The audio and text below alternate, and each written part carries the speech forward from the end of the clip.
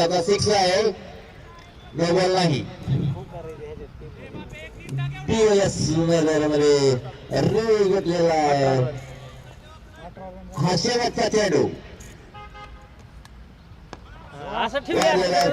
इंद्रजित वाले चेंडूवरती धावतोय. एक धाव, दुसरी धाव.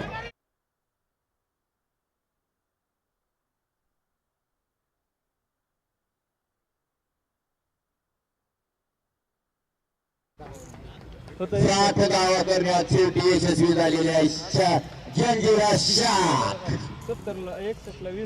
आणि 36 चेंडू जिंकण्यासाठी 61 धावा. 61 धावा दिसेल आणि नाही काढल्या तर जंजिरा